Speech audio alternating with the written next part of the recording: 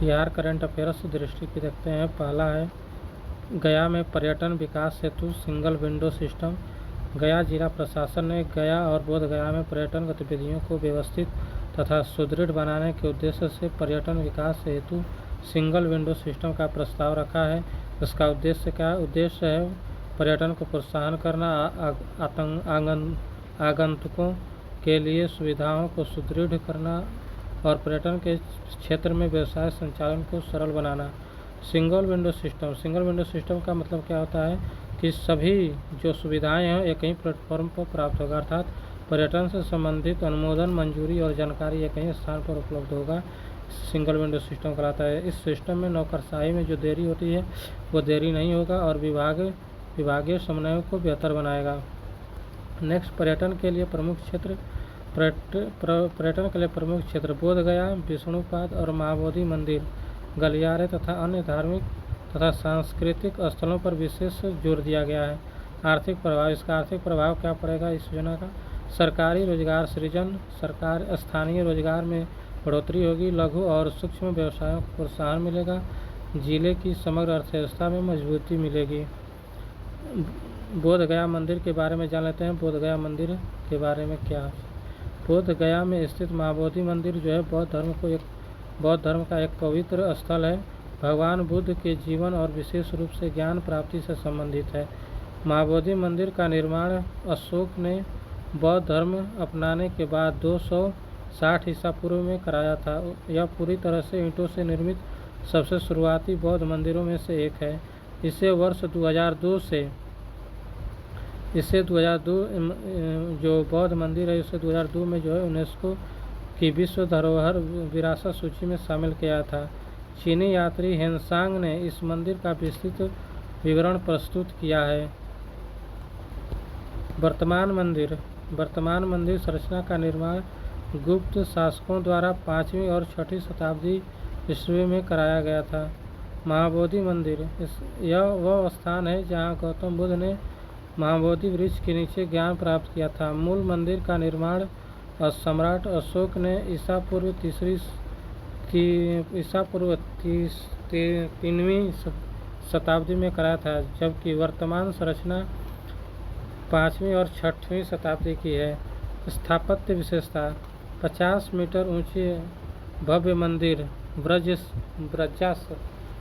वज्रासन में बनाया गया है, जो पवित्र बोधि वृक्ष और बुद्ध के ज्ञान की प्राप्ति से जुड़े हुए अन्य 6 स्थल पवित्रों का स्थल शामिल है, जो प्राचीन वोटिव स्तूपों से घिरे हुए हैं।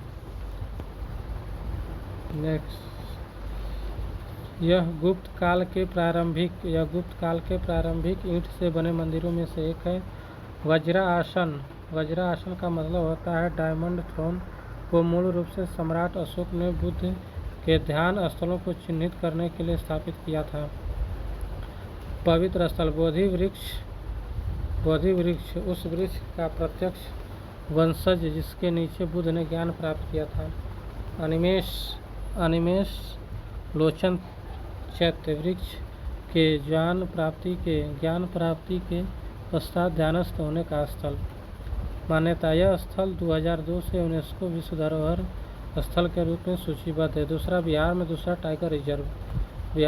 टाइगर रिजर्व बनाया जा रहा है। बिहार सरकार ने कैमूर वन्यजीव अभयारण्य को दूसरा टाइगर रिजर्व के रूप में विकसित करने की स्वीकृति प्रदान की है। इससे फायदा क्या होगा? इस प्रस्ताव को राज्य मंत्रिमंडल द्वारा स्वीकृति प्रदान की जा चुकी है। राष्ट्रीय बाघ संरक्षण प्राधिकरण NTCA से अंतिम स्वीकृति की प्रतीक्षा की जा रही है। बिहार का प्रथम tiger reserve Valmiki tiger reserve स्थित है, जो कि पश्चिम चंपारण में स्थित है। यह भारत और नेपाल के सीमा के समीप अवस्थित है। पर्यावास का विस्तार, प्रस्तावित रिजर्व बाघों के प्रसार हेतु अतिरिक्त पर्यावास उपलब्ध कराकर वाल्मीकि टाइगर रिजर्व पर दबाव को कम करेगा। गलियारों का सामरिक महत्व, कैमूर क्षेत्र बिहार और मध्य प्रदेश के वन क्षेत्रों को जोड़ने वाले एक महत्वपूर्ण वन्यजीव गलियारों के रूप में कार्य करता है। जैव विविधता का मूल्य, यह क्षेत्र जैव समृद्ध वनस्पति, विविध जीव जंतुओं, पठारी भू-आकृतियाँ, झरना, शेरगढ़ किला जैसे ऐतिहासिक स्थलों से समृद्ध है। कैमूर वन्य जीव अभयारण्य, यहाँ शुष्क पर्णपाती वन पाए जाते हैं जिनमें साल, सागवान, महुआ, बांस, जामुन, विभिन्न औषधीय पौधे शामिल हैं। जीव जंतु, इसमें बाघ, तेंदुआ, चिंकारा, सांबर, नीलगाय, मोर, गरुड़, सर्प और अनेक स्थानीय प्रजातियां पाई जाती हैं। संरक्षणात्मक प्रभाव, टाइगर रिजर्व घोषित करने से जैव विविधता संरक्षण को सुदृढ़ता मिलेगी, अवैध शिकार पर प्रभावी नियंत्रण होगा तथा पर्यावरण अनुकूल पर्यटन को प्रोत्साहन प्राप्त होगा। अब जानते हैं कि राष्ट्रीय बाघ संरक्षण प्राधिकरण के बारे में जानते हैं। पर्यावरण, वन और जलवायु परिवर्तन मंत्रालय के तहत एक वैधानिक स्टैट्यूटरी बॉडी है जो नेशनल टाइगर कंजर्वेशन अथॉरिटी है। एक स्टैट्यूटरी बॉडी है। यह पर्यावरण, वन और जलवायु परिवर्तन मंत्रालय के तहत कार्य करता है। इसकी स्थापना 2006 में वन्यजीव संरक्षण अधिनियम 1972 के तहत वन्यजीव संरक्षण अधिनियम 1972 के प्रावधानों में संशोधन करके की गई थी। प्राधिकरण की पहली बैठक नवंबर 2006 में हुई थी। राष्ट्रीय बाघ प्राधिकरण के प्रयासों का ही परिणाम है कि देश में कुल विलुप्त बाघों की संख्या में उल्लेखनीय वृद्धि हुई है। बाघ, royal Bengal tiger. Royal Bengal tiger Bharat का एक राष्ट्रीय पशु है। बाघ की उपजातियों के बारे में बात करते हैं। महाद्वीपीय टाइगर्स, महाद्वीप देखिए, बाघ की प्रजातियां दो तरह की होती हैं। एक महाद्वीपीय जैसे कि पैंथेरा टाइग्रिस, सुंडा में पैंथेरा टाइग्रिस सुंडाइका। प्राकृतिक अधिवास, उष्णकटिबंधीय वर्षा वन, सदाबहार वन, समशीतोष्ण वन, मैंग्रोव, वल्वन वन, घास के मैदान, सवाना क्षेत्रों में बाघ पाए जाते हैं। देश जहां बाघ पाए जाते हैं, किन किन देशों में जो है बंगाल टाइगर पाया जाता है। 13 बाघ रेंज देश हैं जहां पर प्राकृतिक रूप से बाघ पाए जाते हैं, जैसे भारत, नेपाल, भूटान, बांग्लादेश, म्यांमार, रूस, चीन, Thailand, Malaysia, Indonesia, Cambodia, Laos, Vietnam. IUCN की नवीनतम रिपोर्ट के अनुसार कंबोडिया, लाओस और वियतनाम में बाघ विलुप्त हो गए हैं। संरक्षण की स्थिति, बाघ को IUCN के रेड लिस्ट में लुप्तप्राय के रूप में रखा गया है।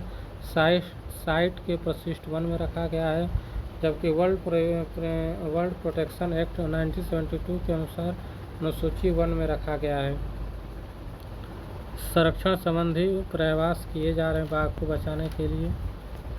इंटरनेशनल बिग कैट अलायंस बाघ, शेर, तेंदुआ, हिम तेंदुआ, चीता, जगुआर, प्यूमा नामक 7 बड़ी बिल्ली प्रजातियों के संरक्षण के लिए शुरू किया गया है। TX2 अभियान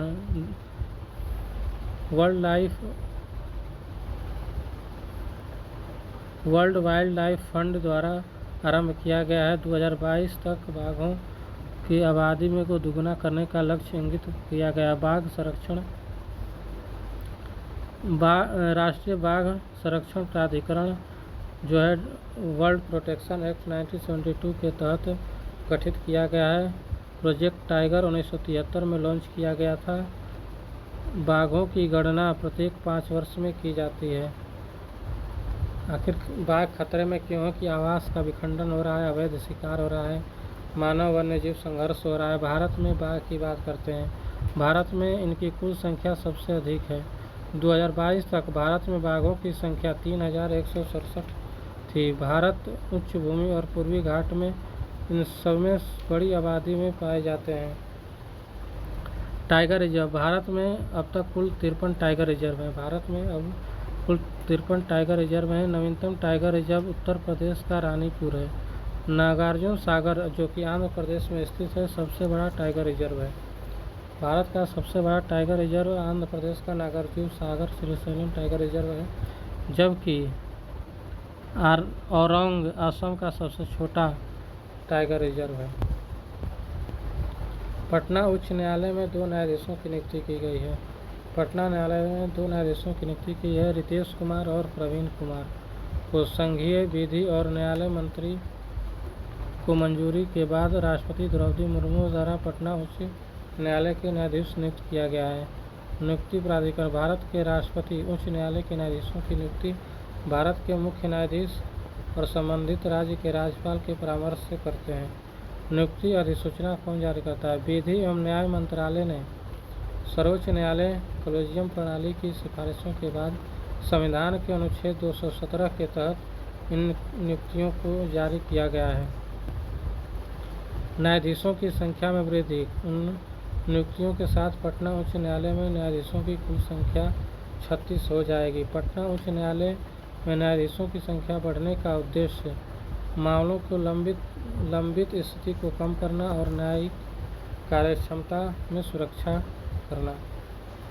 पटना उच्च न्यायालय का स्थापना 3 फरवरी 1916 को हुआ था। पटना उच्च न्यायालय की स्थापना 3 फरवरी 1916 को हुआ था।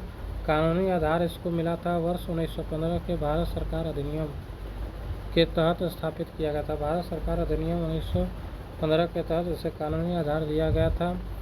माननीय न्यायमूर्ति सर एडवर्ड मेनार्ड डेसचेम्स प्रथम मुख्य न्यायाधीश थे। पटना उच्च न्यायालय के प्रथम मुख्य न्यायाधीश कौन थे? माननीय न्यायमूर्ति सर एडवर्ड मेनार्ड डेसचेम्स थे। पटना उच्च न्यायालय के वर्तमान मुख्य न्यायाधीश।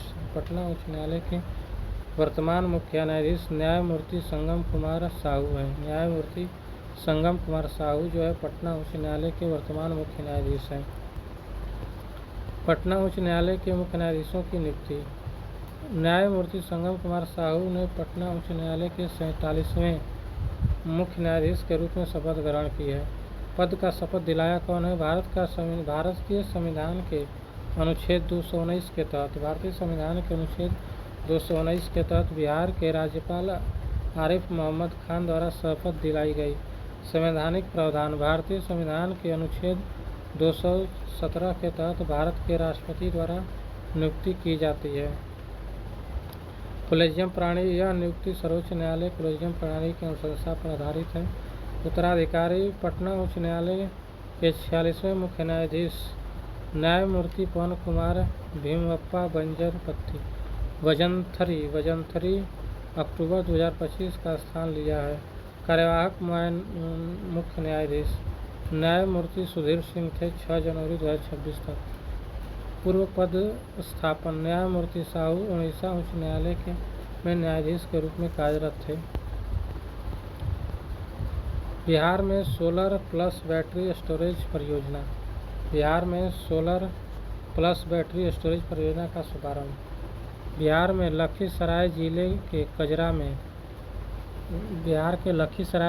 कजरा में स्थापित सौर प्लस बैटरी भंडारण परियोजना के प्रथम चरण का सफलतापूर्वक परिचालन शुरू कर दिया गया है।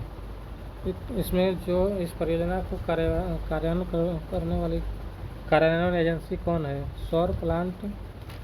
सौर प्लस बैटरी भंडारण परियोजना की शुरुआत जो बिहार सरकार ने लखीसराय से शुरू किया है। इसके क्रियान्वयन एजेंसी जो है इस परियोजना का क्रियान्वयन एजेंसी जो है राज्य की स्वामित्व वाली बिहार राज्य विद्युत उत्पादन कंपनी लिमिटेड द्वारा किया जा रहा है। परियोजना की क्षमता की बात करें तो परियोजना की कुल क्षमता 301 मेगावाट सौर ऊर्जा है, जिसमें 495 मेगावाट घंटे की बैटरी भंडारण क्षमता स्थापित शामिल है। यह पूर्वी भारत की सबसे बड़ी और सौर ऊर्जा भंडारण परियोजना में शामिल होती है।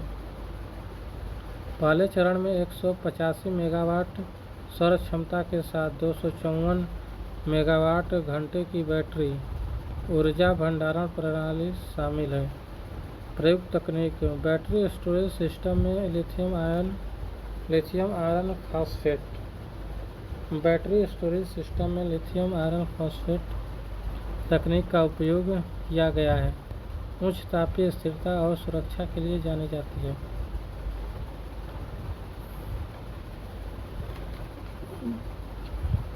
अब नेक्स्ट टॉपिक देखते हैं। बिहार में क्षेत्रीय उपभोक्ता संरक्षण कार्यशाला। भारत सरकार ने भारत के पूर्वी राज्यों के लिए बिहार के पटना में उपभोक्ता संरक्षण पर एक क्षेत्रीय कार्यशाला का आयोजन किया है। पटना क्षेत्रीय केंद्र के रूप में बिहार के पटना में आयोजित इस कार्यशाला में बिहार, झारखंड, पश्चिम बंगाल, उड़ीसा के उपभोक्ता संरक्षण मामलों पर चर्चा की गई। बिहार के क्षेत्रीय उपभोक्ता संरक्षण सुधारों में उभरती भूमिका को रेखांकित किया गया। इसका उद्देश्य क्या है? कार्यशाला का मुख्य फोकस उपभोक्ता मामलों का त्वरित निपटान, आयोग के आदेशों का प्रभावी क्रियान्वयन, प्रौद्योगिकी संचालित शिकायत निवारण को अपनाना। इसका आयोजक उपभोक्ता मामले के विभाग द्वारा किया गया था। राष्ट्रीय उपभोक्ता हेल्पलाइन शिकायत दर्ज करने के लिए टोल फ्री नंबर 1915 और ऑनलाइन पोर्टल है। बहुआयामी समर्थन ताकि सभी लोगों को पहुंच सुनिश्चित हो सके। इसमें डिजिटल ट्रैकिंग, त्वरित प्रतिक्रिया, विश्लेषण आधारित निगरानी सक्षम है। ई जागृति में ई दाखिल, video conferencing, real time dashboard और AI टूल्स शामिल है। मामला प्रबंधन को सरल और प्रक्रियागत विलंब को कम करने में सहायता करते हैं। डिजिटल बाजारों में संरक्षण कार्यशाला में डाक पैटर्न और भ्रामक ऑनलाइन प्रथाओं को चुनौती पर चर्चा की गई है। ई-कॉमर्स में मजबूत उपभोक्ता सुरक्षा उपायों की आवश्यकता पर जोर दिया गया है। कार्यशाला पूर्वी भारत के लिए पारदर्शी, प्रभावी और प्रौद्योगिकी सक्षम उपभोक्ता संरक्षण ढांचे के निर्माण पर सहमति के साथ समाप्त हुई है। सोन नदी जल बंटवारे समझौते की स्वीकृति। बिहार कैबिनेट ने इंद्रपुरी जलाशय परियोजना के निर्माण को स्वीकृति दी है। झारखंड के साथ सोन नदी जल साझा करने के विवाद को दोनों राज्यों के बीच एक मसौदा समझौता पर के माध्यम से सुलझाने के बाद संभव हुआ है। केंद्रीय जल आयोग ने जल साझा करने के मसौदा समझौते को स्वीकृति दी है। कैबिनेट की जगह बिहार कैबिनेट ने झारखंड के साथ मसौदा पर हस्ताक्षर करने के लिए जल संसाधन विभाग के प्रस्ताव को स्वीकृति दी है। रोहतास जिले में इंद्रपुरी जलाशय परियोजना के निर्माण को सक्षम बनाना है। 1973 के बाणसागर समझौते के तहत अविभाजित बिहार को सोन नदी का 7.7 बिलियन एकड़ फीट जल आवंटित किया गया है। विभाजन के बाद झारखंड ने अपने स्पष्ट हिस्से की मांग की, जिसमें लंबी बातचीत हुई।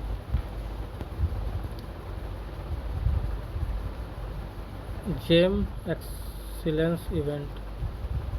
Government e marketplace excellent event जनवरी 2026 में बिहार के पटना में आयोजित किया जा रहा है। उद्देश्य क्या? स्थानीय विक्रेताओं, विशेषकर MSME, स्टार्टअप, स्वयं सहायता समूहों को सीधे सरकारी खरीद प्रणाली से जोड़ना। यह कार्यक्रम बिहार के स्थानीय विक्रेताओं को राष्ट्रीय सरकारी खरीद केंद्र से जुड़ने और अपने बाजार विस्तार का अवसर प्रदान करता है। गवर्नमेंट ई मार्केट प्लेस का सरकार का एक डिजिटल प्रोक्योरमेंट प्लेटफॉर्म है जो विभिन्न सरकारी विभागों और एजेंसियों द्वारा वस्तुओं और सेवाओं की पारदर्शी, दक्ष और समावेशी खरीद को सुगम बनाता है।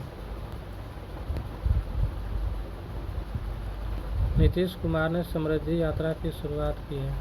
बिहार के मुख्यमंत्री नीतीश कुमार ने पश्चिम चंपारण बेतिया जिले से समृद्धि यात्रा शुरुआत की है। अवधि और कवरेज। समृद्धि यात्रा का पहला चरण 16 से 24 जनवरी 2026 तक चलेगा। इसमें 9 जिलों को शामिल किया गया है।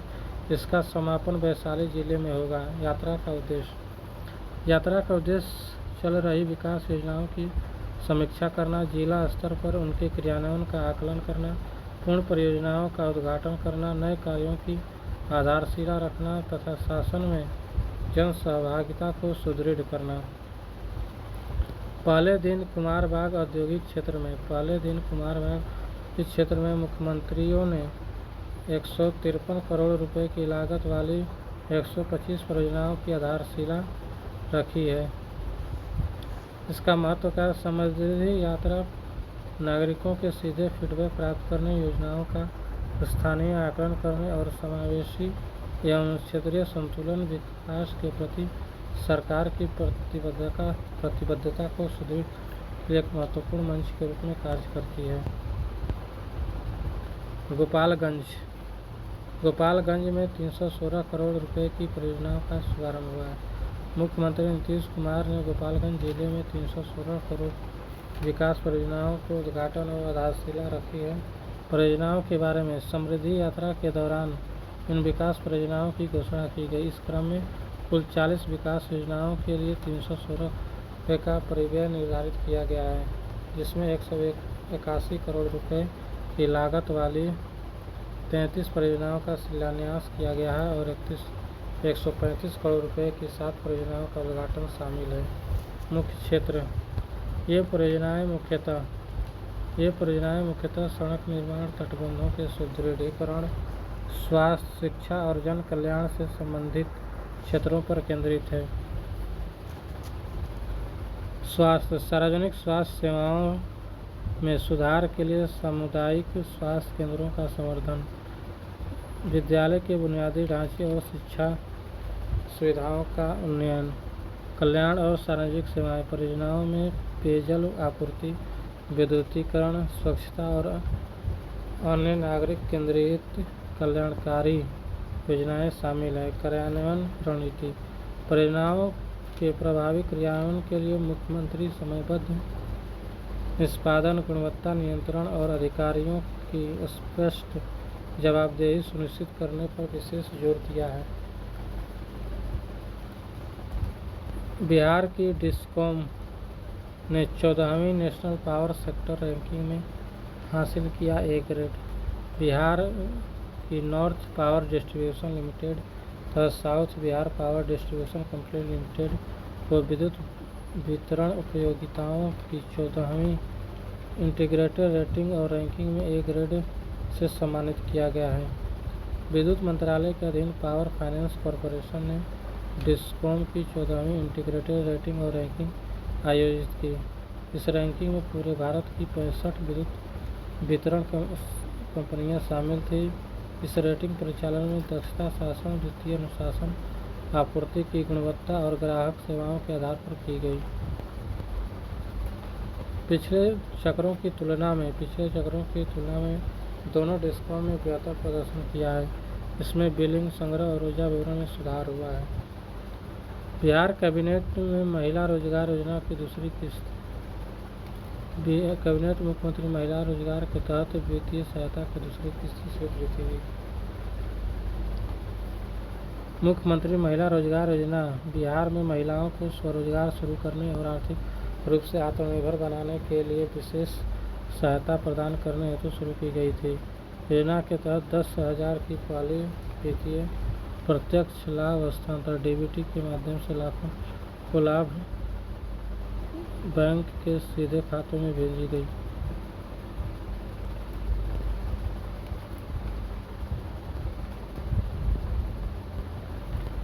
राष्ट्रीय करंट अफेयर्स। पनडुब्बी रोधी युद्धपोत Anjit. Garden rich ship builders and engineers द्वारा स्वदेशी रूप से निर्मित तीसरा पनडुब्बी रोधी सैलो वाटर युद्धपोत अंजदीप को भारतीय नौसेना में शामिल किया गया है। इस युद्धपोत को चेन्नई स्थित INS अडयार में भारतीय नौसेना को सुपुर्द किया गया है। इसका डिजाइन और निर्माण स्वदेशी रूप से garden rich ship builders engineers Kolkata द्वारा L&T शिपयार्ड कोट्टुपल्ली के सहयोग से किया गया। तकनीकी क्षमता की बात करें तो यह युद्धपोत हल्के टॉर्पीडो, स्वदेशी पनडुब्बी रोधी रॉकेट प्रणाली, सैलो वाटर के लिए उपयुक्त सोनार सिस्टम से सुसज्जित है। विशेष रूप से उथले समुद्री क्षेत्रों में संचालन तथा पानी के नीचे मौजूद खतरों का प्रभावी पता लगाने के उद्देश्य से विकसित किया गया है।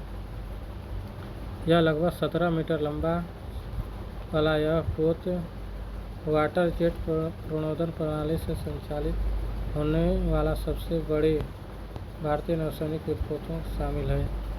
यह पोत तटीय निगरानी समुद्री सुरक्षा को सुदृढ़ करता है। इससे तटीय क्षेत्र में भारत की पनडुब्बी रोधी युद्ध क्षमताओं को मजबूती मिलती है। स्वदेशीकरण का पक्ष। भारत में पहली 3D फ्लेक्स एक्वस एंजियोग्राफी भारतीय सेना अस्पताल दिल्ली कैंट आई स्टेंट के साथ भारत की पहली 3D फ्लेक्स एक्वियस एंजियोग्राफी का सफलतापूर्वक निष्पादन किया गया, जो ग्लूकोमा के निदान और उपचार के क्षेत्र में महत्वपूर्ण प्रगति का प्रतिनिधित्व करता है। यह प्रक्रिया स्टैंड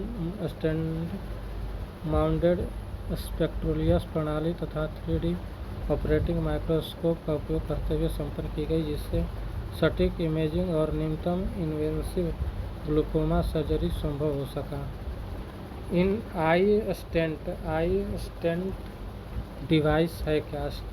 जो आई स्टेंट डिवाइस है, यह क्या है? यह ग्लूकोमा रोगियों में आँखों के जलीय द्रव्य के बहिर्वाह को सुगम बनाने तथा अंतः नेत्र दबाव को कम करने के उद्देश्य से प्रत्यारोपित किया जाने वाला एक सूक्ष्म चिकित्सकीय उपकरण है।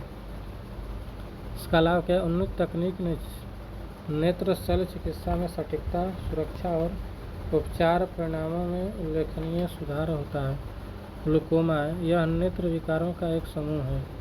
ग्लूकोमा नेत्र विकारों का एक समूह है जिसमें अत्यधिक अंतः नेत्र दबाव के कारण ऑप्टिक तंत्रिका को क्षति पहुंचाती है और समय पर उपचार न होने पर दृष्टि हानि का जोखिम बढ़ जाता है।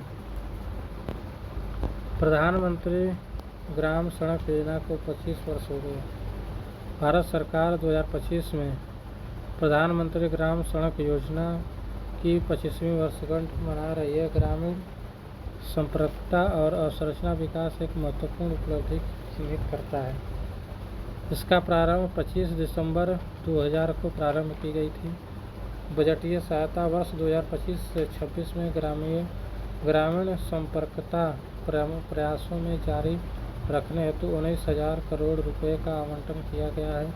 इसका उद्देश्य उन ग्रामीण बस्तियों को हर मौसम में सड़क संपर्क प्रदान करना जो पूरी तरह से असंबद्ध थी। केंद्र और राज्यों के बीच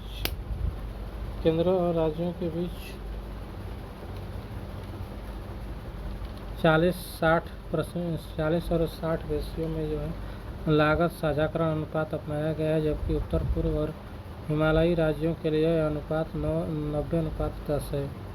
प्रधानमंत्री ग्रामीण सड़क योजना चौथा चरण जो है के तहत 2024-29 के तहत 25,000 बस्तियों को जोड़ने के लिए 62,500 किलोमीटर सड़क निर्माण किया जाएगा, जिसकी अनुमानित लागत 70,125 करोड़ रुपए है। प्रगति योजना की शुरुआत के बाद से लगभग 8,25,114 किलोमीटर ग्रामीण सड़कों को स्वीकृति दी गई है, जिनमें लगभग 7,87,520 किलोमीटर दिसंबर 2025 तक पूर्ण हो चुकी है। 95 से 96%। उन्नत निगरानी प्रणाली ओमास ऑनलाइन प्रबंधन निगरानी और लेखा प्रणाली। ई मार्ग प्रधानमंत्री ग्रामीण सड़क योजना के तहत सड़कों टिक रखरखाव, GPS ट्रैकिंग, त्रिस्तरीय गुणवत्ता प्रणाली के माध्यम से वास्तविक समय की निगरानी और जवाबदेही सुनिश्चित की जाती है, जिसका क्रियान्वयन पारदर्शिता स्थायित्व बढ़ता है। भारत में 3 नई एयरलाइंस बनी हैं। भारत सरकार ने भारतीय विमानन क्षेत्र में 3 नई एयरलाइंस संख एयर, अल हिंद एयर और फ्लाई एयरस्पेस को अनापत्ति प्रमाण पत्र NOC प्रदान किया है। NOC नागरिक उड्डयन मंत्रालय द्वारा जारी की गई, जो किसी भी नई एयरलाइन परिवहन की प्रारंभिक वैधानिक शर्त है। NOC पर कैंसर उपचार हेतु NTPC GCRI समझौता ज्ञापन।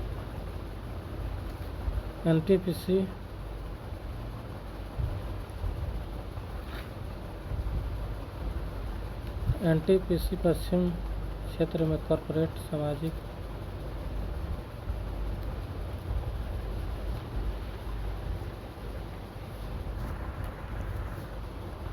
रेडियोथेरेपी सेवाओं के उन्नति के लिए गुजरात कैंसर एवं अनुसंधान संस्थानों के साथ एक समझौता ज्ञापन पर हस्ताक्षर किए हैं। से अहमदाबाद स्थित सिद्धपुर सैटेलाइट सेंटर में उच्च ऊर्जा सीनियर खरीद और स्थापना के माध्यम से किया जाएगा।